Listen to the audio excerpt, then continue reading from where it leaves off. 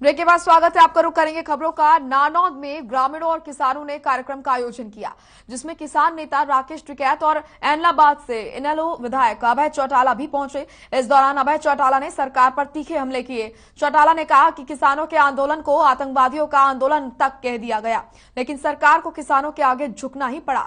तो वहीं किसान नेता राकेश टिकैत ने भी सरकार पर निशाना साधते हुए कहा, प्रदेश के किसानों को घर की लड़ाई की ट्रेनिंग आंदोलन में ही दी गई, अब वो अपनी मांगों के लिए खुद भी लड़ सकते हैं।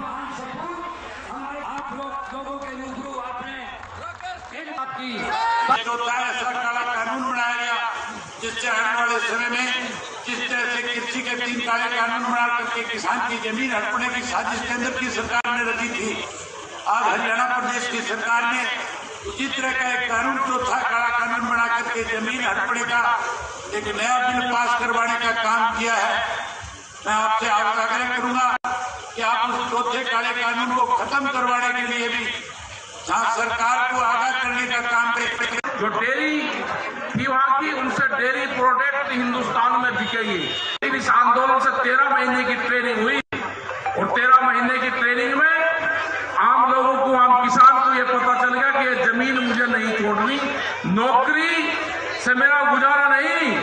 अगर मेरे पास में जमीन है, पशु है, तो वही मेरा संसाधन है। नौकरी तो बड़े टिकैत साहब कहते थे कि भाई घर में 2 बालक हो, एक अपना खेत की और लंबरदारी संभालना, दूसरा अपना बाहर कोई रोजगार करना।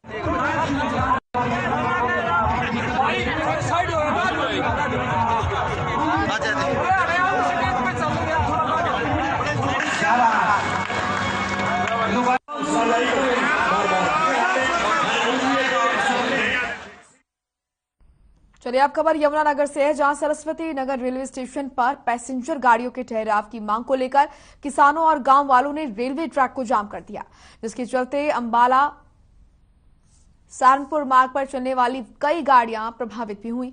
वहीं लोगों का कहना है कि उन्होंने कई रेलवे अधिकारियों से लंबे समय से ठहराव की मांग कर रहे थे, लेकिन सुनवाई नहीं हुई।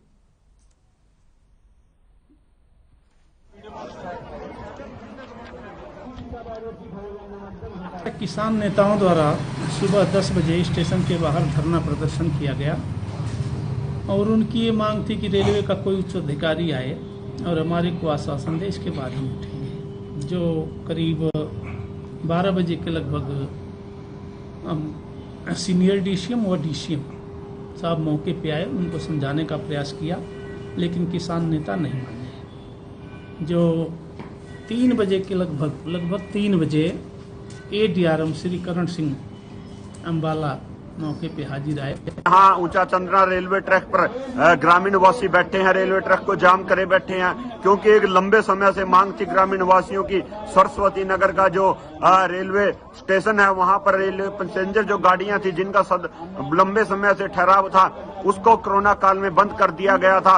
और कई बार उच्च अधिकारियों से बात करने के बाद, धरना देने के बावजूद, अधिकारी DRM साहब से मिलने के बाद भी जब समस्या का हल नहीं हुआ, तो आज मजबूर वंश यहाँ पर ग्रामीण वासियों ने एक महापंचायत समय मांग रहे 1 हफ्ते का।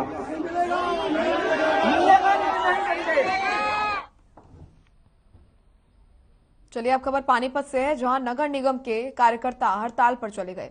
आपको बता दें कि नगर निगम में कार्यरत महिला कर्मचारी पूनम को 2 महीने का वेतन नहीं मिलने और जेई को 14 जुलाई से 28 अगस्त 2020 तक मेडिकल छुट्टियां नहीं देने के विरोध में कर्मचारियों ने काम छोड़ हड़ताल की घोषणा की। वहीं कर्मचारियों ने चेतावनी दी कि अगर जल्द समस्या का समाधान नहीं हुआ तो अनिश्चितकालीन हड़ताल करेंगे।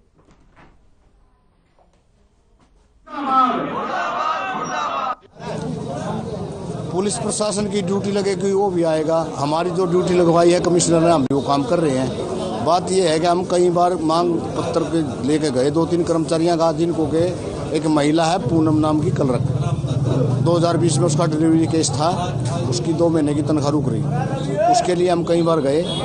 आखिर में ये क्या लग गया, बोले कौन है ये, माजी जाटनी है।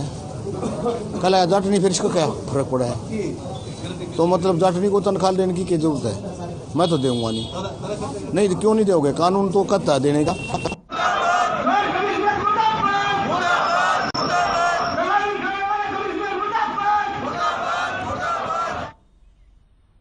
चलिए अब खबर नूह से है, जहां Haryana orbital rail corridor project के तहत नूह जिले के 22 गांव के लगभग 485.14 एकड़ भूमि का अधिग्रहण किया जा रहा है। इस भूमि अधिग्रहण में 11 गांव उप तहसील इंड्री और 11 गांव तहसील तावरू के हैं। वहीं डीसी कैप्टन शक्ति सिंह ने कहा कि डेडिकेटेड फ्रेट कॉरिडोर देश के आर्थिक विकास में गेम चेंजर साबित होने जा रहा है। आपको बता दें कि कैप्टन शक्ति सिंह ने फरीदाबाद मंडलायुक्त संजय जून की अध्यक्षता में आयोजित dedicated freight corridor corporation of India video conference में वो जुड़े थे।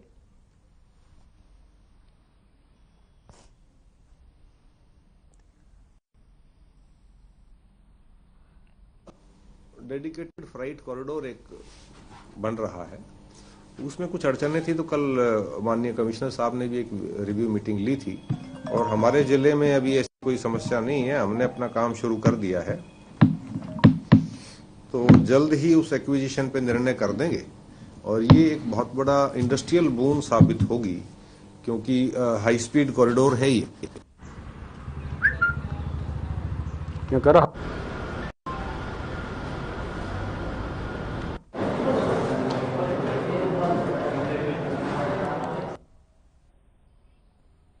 चलिए अब खबर पानीपत से है, जहां 2 नौकरों ने शराब ठेकेदार मालिक को खाने में नशीला पदार्थ खिलाया, जिससे मालिक बेहोश हो गया।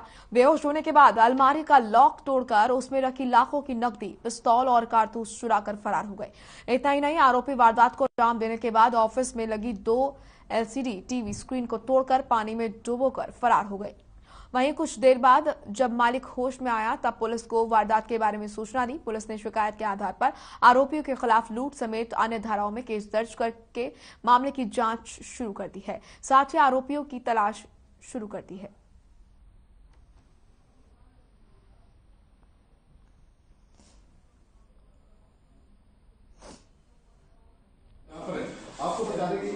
तो करीब उन्होंने रात के 3 बजे हमारे सुरले रूम के जो अकाउंटेंट और हमारी सेफ रखी हुई अलमारी है, यहाँ पे उन्होंने तोड़ा और उसको गेट को तोड़ा, उसको लॉक को तोड़ा, सब उसको तोड़ के उन्होंने इसमें घुसे। इसमें कैश रखा था 82-83 हज़ार करीब, जो छोटे नोट थे 10-10 के 20-20 के, और एक पिस्टल थी 32 बोर की, उसके साथ में 2 मैगजीन थी, और वो इसमें लॉकर में रोक के, और मेरा भणजा था उसका लाइसेंस था, और वो चंडीगढ़ कुछ काम के लिए गया था दिन में, तो वो वहाँ ले जा नहीं सका था। उसने यहाँ पिस्टल यहाँ रख के अपने लॉकर में रख के, तो उस लॉकर को खड़ा उस पिस्टल को निकाल के ले गए, उस कैश को ले गए।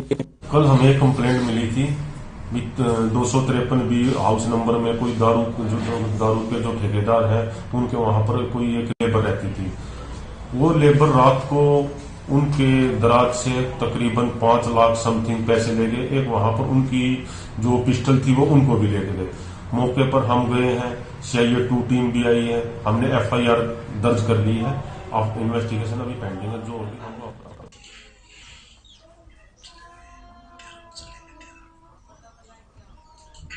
तो पानीपत से है ये खबर, जहां पर मालिक के साथ नौकरों ने लूट की वारदात को अंजाम दिया। खाने में नशीला पदार्थ देकर तिजोरी से नकदी और पिस्तौल चुराकर फरार हुए। और ये तस्वीरें देख सकते हैं आप, सामान सारा बिखरा हुआ है। नौकरों ने मालिक के साथ विश्वासघात किया, खाने में नशीला पदार्थ मिलाकर मालिक को बेहोश करके कीमती सामान लूट कर वहां से फरार हो गए। आपको बता दें कि आपके घर में भी लोग करते थे और खाना बनाकर अपने मालिकों को और उनके कर्मचारियों को खिलाते थे। पंजाब आम आदमी पार्टी के नेता कुलदीप सिंह रंधावा ने आगामी पंजाब चुनाव को लेकर कांग्रेस पार्टी पर निशाना साधा है। रंधावा ने कांग्रेस के डेराबस्सी हल्का इंचार्ज दीपेंद्र सिंह ढिल्लों पर निशाना साधते हुए कहा कि ढिल्लों को रेत माफिया और शराब किंग कहा। आप नेता कुलदीप सिंह रंधावा से खास बातचीत की है पंजाब ब्यूरो हेड स्वर्णजीत बाबा ने, सुनिए क्या कुछ कहा। नमस्कार, हर खबर देख रहे सभी दर्शकों का एक बार फिर से बहुत बहुत स्वागत है। सर्द मौसम है पंजाब में, खास तौर पर इस समय कड़कड़ाती ठंड है, लेकिन अगर राजनीति की बात करें तो मौसम गरमाया हुआ है। रंधावा साहब बहुत बहुत स्वागत है। नमस्कार जी, राम राम, जय हिंद। रंधावा साहब, सबसे पहला प्रश्न, क्योंकि बीते कल स्वयं टाइम सुखबीर बादल आपके हलके में आते हैं और एक कांग्रेसी को श्रोमणी अकाली दल की सदस्यता ग्रहण करवाते हैं, और एनके शर्मा की खुशी का ठिकाना नहीं था। कल उन्होंने कहा कि इस कदम से, मैं जसपाल सिंह सरपंच की बात कर रहा हूं, इस कदम से कांग्रेस तो हाशिए पर आ गई और अब मेरी किसी से भी टक्कर नहीं है और मैं कई हजार वोटों से जीतूंगा।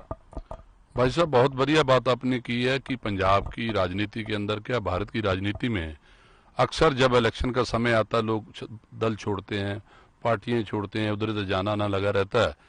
इसी कड़ी के तहत जो सुखबीर बादल जीरकपुर में है, सुखबीर बादल जमीन तलाश रहे हैं, पंजाब के लोगों ने उनको फटकार दिया है। अभी हाल ही में आपकी एक वीडियो वायरल हुई थी, आप माइनिंग माफियाओं के पीछा करते हुए वहां पहुंच जाते हैं जहां से माइनिंग हो रही है, और एक तरफ प्रदेश के मुख्यमंत्री चरणजीत सिंह चन्नी कहते हैं कि 5 रुपए फुट से ज्यादा मट्टी मिल नहीं रही, और दूसरी तरफ यहां धड़ल्ले से माइनिंग चलती है और आप उसे जग जाहिर भी करते हैं। तो क्या रंधावा साहब, ये माइनिंग जो है सीधे तौर पे किस पार्टी और खास तौर पर आरोप लगता है हल्का इंचार्ज कांग्रेस पार्टी के, क्या कहना चाहेंगे? देखो छोटे भाई, ऐसे है, ये जो माइनिंग का मुद्दा आप बोल रहे हैं, सही मैंने तो देखा जाए, और दोनों पार्टियां, चाहे अकाली दल रहा चाहे कांग्रेस रही है, ये सब लोग माइनिंग करते रहे, करवाते रहे हैं, इनके सिपा सलार हैं। ये मुख्यमंत्री से लेकर नीचे तक ये सब हिस्सा पति इनको जाता है।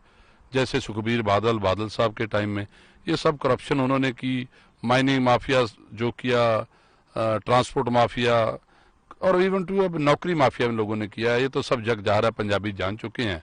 इस बार पंजाब के अंदर लोग बदलाव चाहते हैं, क्योंकि विजन क्लियर है कि 75 साल से ये सरकारें बनाते रहे हैं, इन्होंने पंजाब को बहुत बुरी तरह लूटा है।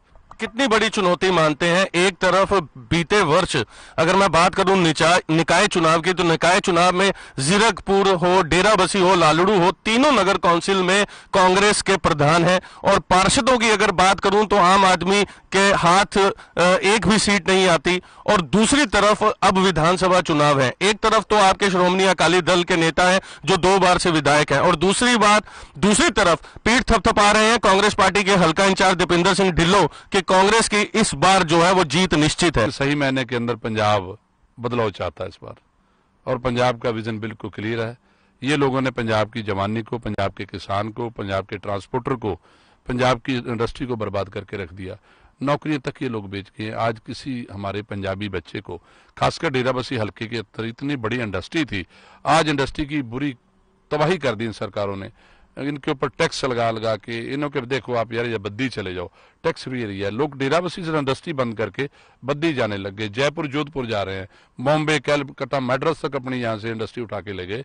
हमारी आम आदमी पार्टी की सरकार आने के बाद ये सब इंडस्ट्री को दोबारा जीवित किया जाएगा। आपके चुनावी खास तौर पर मैनिफेस्टो डेराबस्सी के लिए क्या मीट प्लांट द्वारा जो ये पोल्यूशन फैलाया जा रहा है, इस पर कोई आप? सबसे पहले तो हमारी पार्टी का विजन रहेगा कि राजनीतिक लीडर लोग हैं, चाहे किसी पार्टी से रहो, सबसे पहले राजनीतिक चोर लोगों का पोल्यूशन खत्म करेंगे। जैसे आपने मीट प्लांट, ये सब इंडस्ट्री की बात की है, मीट प्लांट का जो पोल्यूशन है सरकार बनने के बाद उसको जांच किया जाएगा। मैं चाहता हूं कि मेरे हल्के के अंदर इंडस्ट्री कामयाब रहे, लेकिन यहाँ उसके पोल्यूशन से लोगों का जीवन खराब ना हो, कैंसर ना फैले, ऐसी बीमारियां ना फैले किसी इंडस्ट्री से। हम जरूर ये कोशिश करेंगे कि जो इंडस्ट्री ह्यूमन बीइंग को टॉर्चर कर रही है, लॉस पहुंचा रही है, या तो अपना ट्रीटमेंट प्लांट लगाए या पानी को प्योर करके फेंके, नहीं तो अपनी इंडस्ट्री को बंद करे। अभी समय के गर्व में है कि आने वाले समय में 2022 किसका परचम लहराएगा। बहरहाल अब ये देखने वाली बात है कि डेराबस्सी हल्का किसे अपना विधायक चुनता है और चुन करके विधानसभा भेजता है। हमारी नजर इस पर बनी रहेगी, पल पल की अपडेट आप तक लाते रहेंगे। देखते रहे हर खबर। कैमरा पर्सन हरदीप के साथ मैं स्वर्ण, डेराबस्सी से। चलिए फिलहाल इस बुलेटिन में इतना ही। आप देखते रहिए हर खबर। नमस्कार।